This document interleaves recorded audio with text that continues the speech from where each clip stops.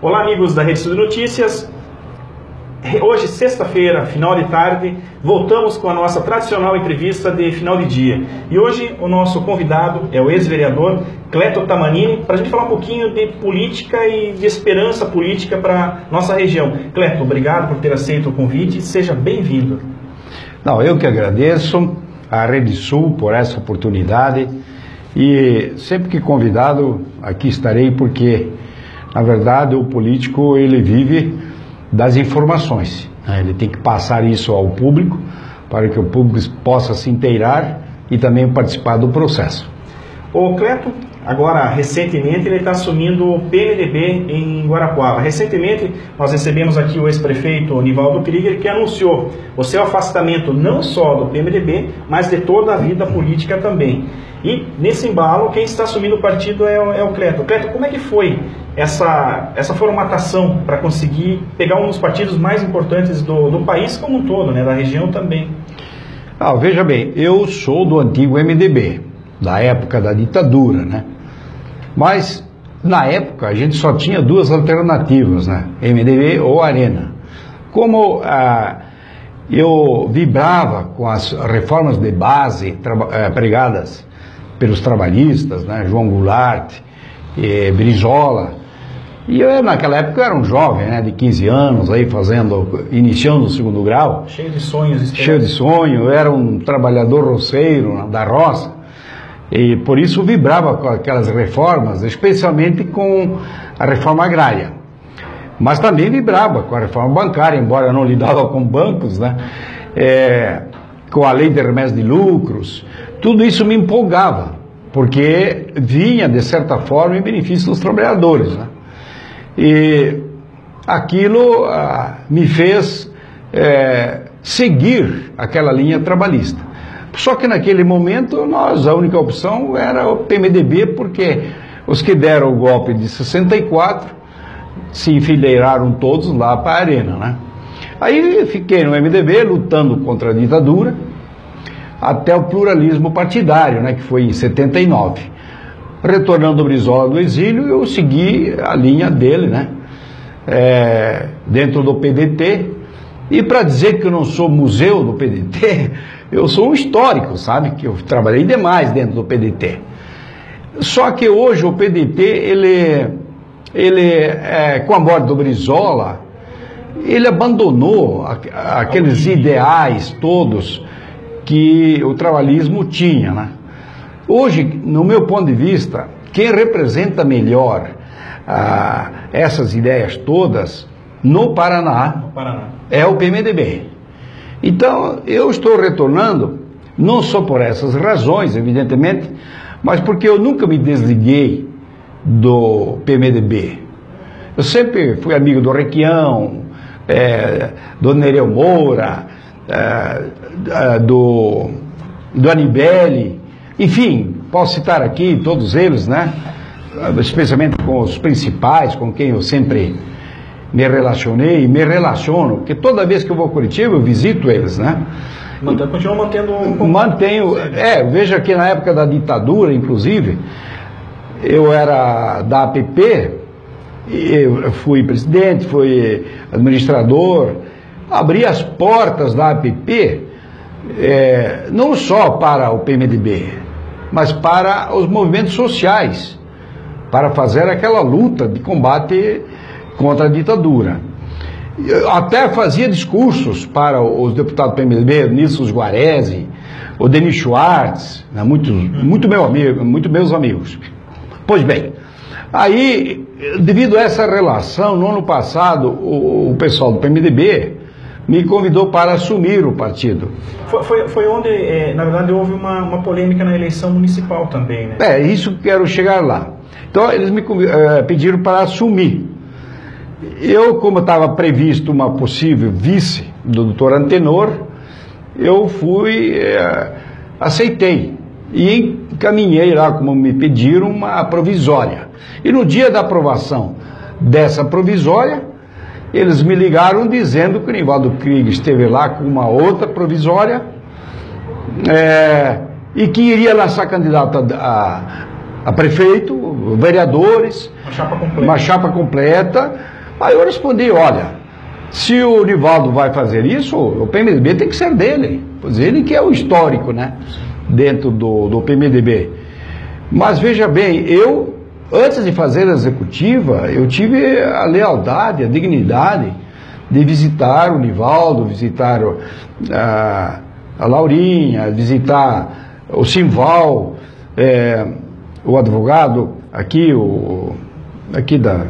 que são os representantes históricos. Sim, históricos do partido. Eu visitei, convidei para nós, já que eles não estavam conduzindo o partido, para nós trabalharmos em conjunto, né?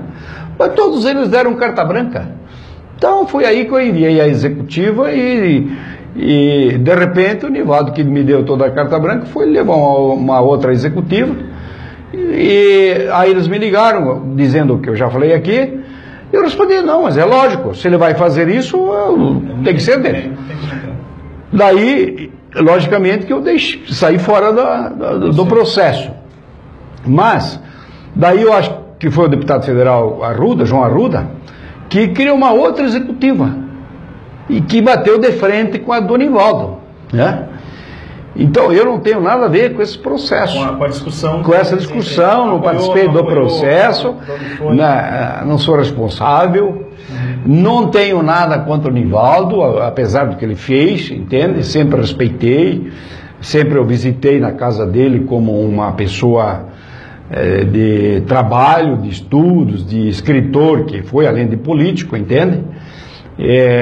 Como aos demais do PMDB, eu não tenho nada contra eles, né? Então, eu caí fora, mas ele agiu daquela forma, né? Não lançando candidato. E aí, esse ano, eles vieram novamente conversar comigo para eu assumir o PMDB. Passado aquela página escura, então, de 2016, em 2017 houve uma nova discussão. Isso. Não, eles que vieram atrás de mim. Okay. Eles que vieram. Pediram para assumir. Digo, não, mas e como é que está a situação do PMDB? Não, o Nivaldo não vai ficar porque ele não cumpriu com o que ele disse que ia fazer, né? Eu, bom, então vocês limpem a área para a gente poder assumir. Foi nessa forma, entende? Passado essa situação, essas reuniões com o diretório estadual, afinal de contas são eles que decidem a situação dos municípios. Como é que está hoje, Cleto? Como é que a gente pode falar que está o PMDB em Guarapuava? Porque o PMDB, pela história, pela importância que o partido tem no Estado, ele tem vários prefeitos eleitos, dificilmente um município dos 399 do Paraná não tenha um vereador do PMDB. E Guarapuava, com todo o seu potencial eleitoral, não tem um vereador do partido. Como é que vocês avaliam isso a partir de agora, pegando toda essa situação, que foi um fiel da balança na eleição passada com o tempo de rádio, o tempo de TV, que é o que pesou na definição, mas não teve candidatos. Quer dizer, o partido ficou praticamente vazio, sem um representante local forte. Primeiro eu quero dizer que eu retornei ao PMDB ao PMDB do Paraná, porque ele ainda se caracteriza como o MDB velho de guerra. Sim, perfeito. Mas tem origem. Porque se aqui fosse o PMDB, que é esse a nível nacional, eu jamais teria retornado, certo?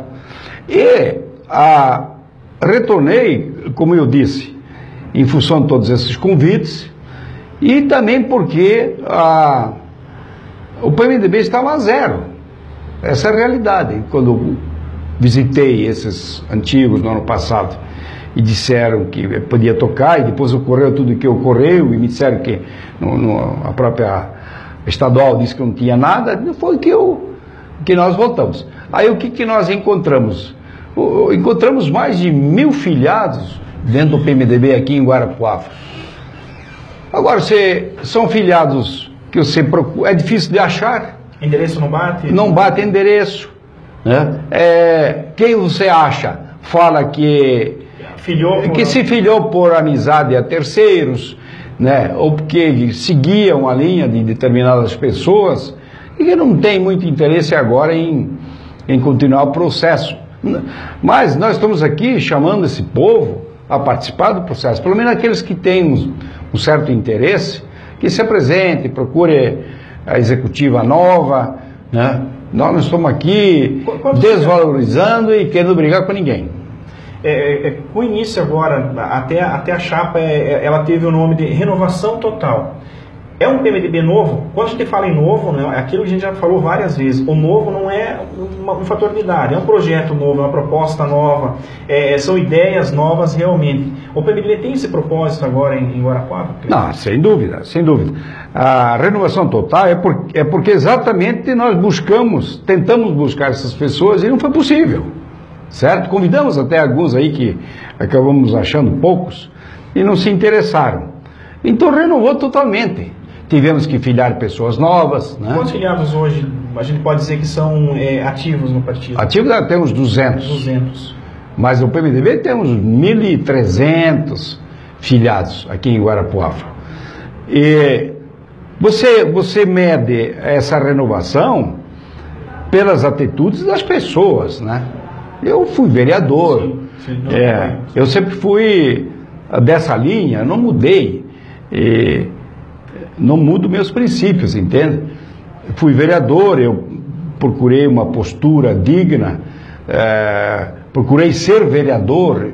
Eu não era da situação, fui convidado a ser situação já várias vezes pelo próprio prefeito, mas eu disse a ele, não, eu não posso ser situação nem oposição, eu sou vereador, a minha obrigação é ser vereador. Se o projeto for bom, eu vou ser favorável, se ele é contra, eu vou ser contra. Essa foi a minha postura, entende? Então, de que eu não quero nada, não quero indicar pessoas para cargos, para poder exatamente ficar livre, com liberdade nas minhas posições. E foi o que eu fiz na Câmara, entende? Infelizmente, a gente fala praticamente para 4 paredes, sim. lá na Câmara. E a imprensa não divulga, né? A imprensa está tudo na mão deles. Você não tem também organização popular como deveria ter, né? Então aquilo que você faz chega muito pouco ao povo, né? O que a gente constata muito nas sessões, né, e o senhor é prova disso, a população vai quando mexe no bolso. Quando é um projeto que mexe em determinada categoria no bolso da categoria, eles se movimentam e aquela categoria vai defender os interesses dela. Dificilmente os interesses coletivos são defendidos como deveria ser na democracia. Eu sempre digo, isso é um fato aberto, que a Câmara perdeu em debate com a sua não disputa à reeleição. Isso não é um fato. O senhor tentou buscar um nível mais alto, que é a questão da política, é um gradativo que vai se buscando níveis mais altos, mas o debate político empobreceu na Câmara. Passada essa situação de organização do partido, qual que é agora a expectativa com o PMDB de Guarapuava? O que você pode esperar do partido e das pessoas que estão se engrossando, se enfileirando nessa nova composição, Cleto? Bom, primeiro eu quero dizer que como vereador, eu sou contra a reeleição. E sempre deixou isso claro? Deixei claro, falei 500 vezes na tribuna. E sou contra a remuneração, entende? De 181 países filiados à ONU, é só o Brasil que paga o vereador. E isso começou em 77. Antes ganhavam ressarcimentos. Uhum. É só falar com o César Abreu, que foi eleito suplente em 73 do PMDB, e perguntar para ele se ele recebia. Não recebia. Entende? Então foi só de 77 para cá. Então, eu sou contra, porque aquela pessoa que quer se dedicar ao bem dos outros, ele tem que entender que ele há que renunciar ao dele. Sim. Se ele quer atuar em benefício dos outros, o benefício dele vai ficar, não digo perdido, mas vai ficar estagnado por um determinado período. Até porque se pega por muitos mandatos, acaba virando uma profissão e pega uma malandragem na situação. Exatamente. Aí eu não ia para a reeleição, certo? Só que, devido à minha atuação na Câmara, após muitas insistências e muitos convites, eu fui a vice do doutor Antenor, né? Mas o PT tem uma linha, eu respeitei a linha, entende? Eu me identifico muito com muitas coisas do PT, evidentemente, mas eu não interferi na questão estratégica de campanha. Muito bem. Daqui para frente, o PMDB tem que ser um partido, na minha visão, que não precisa ter políticos eleitos para cumprir o seu programa. Sim. Eu sempre entendi que partido político é como qualquer entidade. Ele tem que atuar, tentar executar o seu programa, independentemente de ter alguém eleito. Entendeu? Esse é o nosso trabalho. Então nós queremos ampliar as filiações a partir das que nós fizemos e, evidentemente, organizar grupos para as eleições de 2018, que são as eleições para deputado estadual, deputado federal, senador, governador e presidente. Mas no caso do PMDB, está mais ou menos claro a candidatura do Roberto Requião, né, para governo do Estado. E se de fato isso se concretizar, nós temos que trabalhar intensivamente, porque ele, em comparação aos demais, sem querer desfazer os demais, né, mas pelo menos olhando a linha ideológica, né, e olhando o que o Requião fez, especialmente nos programas sociais, há uma diferença muito grande. Então o nosso trabalho é esse. Uma questão que é interessante, e o senhor deve sentir isso muito na pele, no contato com o povo, no dia a dia, é a falta de credibilidade que a população dá para o meio político. Eles estão pegando toda essa situação nacional, colocando numa sacola e batendo contra a parede, dizendo, não, eu não gosto de política, não, política não é para mim, mas tudo no Brasil depende da política, tudo, absolutamente tudo. É a partir dessa ideia de tentar convencer para as pessoas que é importante elas participarem do processo. Como é que vocês vão lidar com isso? Com a situação que está aí, de falta de credibilidade, de falta de seriedade, de falta de... até de vergonha na cara de alguns, não tem outra palavra para utilizar. Como é que vocês vão tentar lidar isso e tentar convencer a população que eles são a ferramenta para modificar essa realidade que está aí? Eu espero, veja bem, que o povo, depois de tudo que está acontecendo aí, ele enxergue quais são os políticos que o defendem, certo? Ele deve estar analisando, porque nós temos um congresso elitista. Nós já tínhamos um congresso elitista em 2010, que a elite brasileira foi quem criou esse congresso elitista. Eles tinham maioria, embora pequena, mas tinha. E não deram o golpe em 2010 porque eles achavam que precisavam de uma maioria mais folgada. Então, a certeza. A certeza. Em 2010 não tinha tanta certeza. Diz que essa maioria que nós temos aqui, ela pode se perder. Então vamos a 2014, vamos investir em deputados que nos interessem, né? E vamos dar o golpe lá em 2014. Tudo isso foi programado. Tudo isso é programado, não pense que foi uma coisa de uma situação de uma hora para outra. É uma situação que foi seguir. Desde 88, a Constituição Cidadã de 88, ela não foi aceita pela elite. Aí eles criaram em 89 o MBC, o Movimento Brasil Competitivo, com uma roupagem de trabalhar para que as empresas industriais pudessem produzir produtos com possibilidade de competição. Como se não tivesse, pois já tinha a Lei Candir. A Lei Candir deu isenção às exportações, por exemplo, em todos os níveis, municipal, estadual, federal. Quer dizer, quem exportava não pagava nada. Entende? Então, hoje que não deveria ter mais isso, porque os produtos são competitivos. Sim. Só que eles querem sempre uma competição maior, mas na verdade não era isso que eles queriam. Eles queriam exatamente dar o golpe. E foram buscar esse argumento reles, quer dizer, fraco, das pedaladas. Sim. Vê, a Dilma fez 3 decretos de pedalada, quer dizer, abrir créditos sem autorização do Congresso. Olha, aqui o prefeito em 2014 fez 75 decretos sem autorização da Câmara. E se a gente levar isso para o Brasil, todos fazem? Não, todos fazem. Eu duvido que tenha um governo estadual que não tenha feito isso. O governo de Minas lá era acusado diretamente lá em plenário, que ele fez, e votou.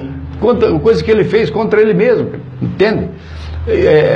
Isso há em todos os municípios, todas as assembleias, todos os executivos municipais também, entende?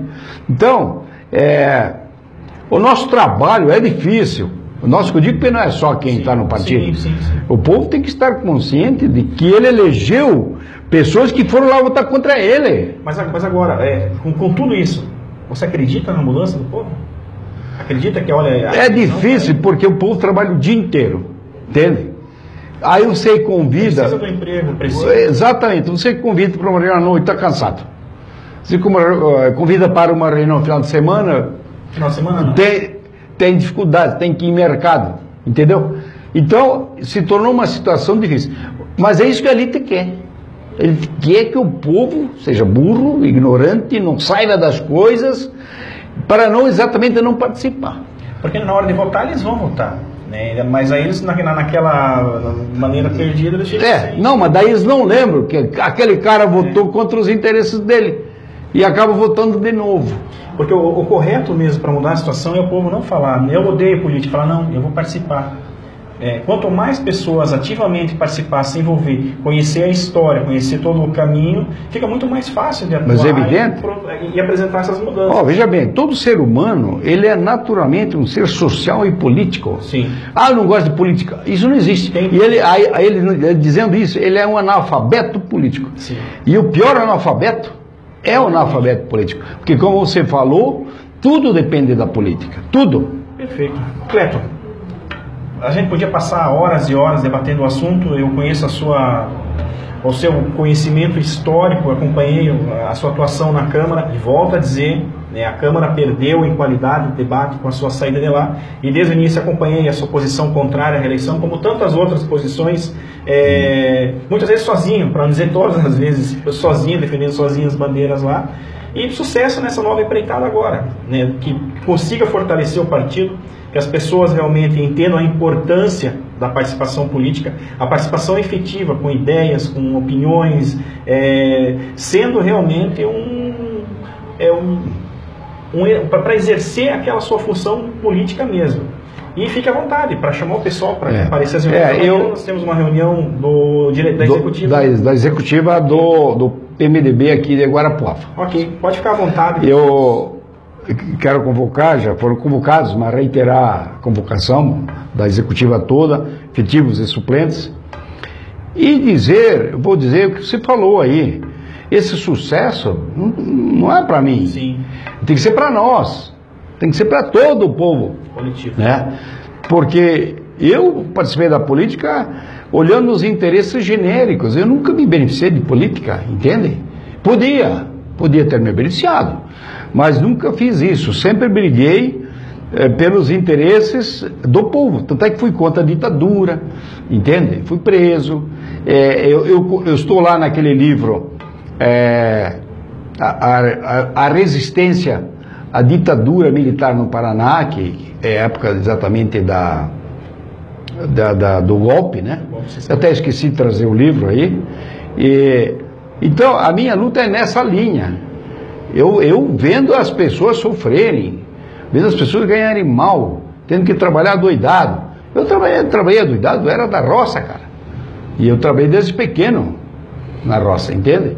Então eu não consigo entender que essas pessoas não possam ser valorizadas, não possam ganhar bem, né? Enquanto que aqueles que estão num berço de ouro ficam aí fazendo falcatruas, essa corrupção toda, e daí vem com uma dinheirama lascada aqui, enorme, numa campanha, e comprar a eleição. E vai lá, vota contra os interesses do povo, entende? Então o povo tem que enxergar isso, e tem que enxergar essa situação, procurar, se não pode participar de reuniões, pelo menos que vá se inteirar, né, dos noticiários, leituras, etc., para que a gente possa avançar um pouco mais, assim, na preservação e também na conquista do ideias do povo. Esse é o meu objetivo. Eu sou uma pessoa, eu tenho minha vida estabilizada, né? Não preciso de cargos políticos, nunca precisei, né? Sempre procurei me virar, né? E eu acho que o ditado latino é muito forte, né, muito apropriado, né, que dizem: a sorte está do lado do trabalhador persistente, do trabalhador que não desiste, né, e isso é uma verdade. Então tá ok. Cleto, Rede Sul de Notícias, portas abertas para tudo que for de interesse da comunidade, da sociedade. Então, sempre bem-vindo, porta aberta.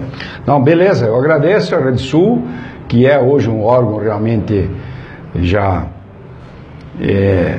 de conhecimento público, né, a nível estado, creio que está de Brasil, e que é onde a gente vai lendo, né? Perfeito. Então, parabéns por esse trabalho. Ok, obrigadão, Cleto, obrigado pela presença e obrigado a você que nos acompanhou ao vivo. Curta esse final de semana, comece a curtir o seu final de semana com a família, com os amigos, a partir de agora, aproveite o sol, tire a vida de letra. Um abração, até segunda-feira.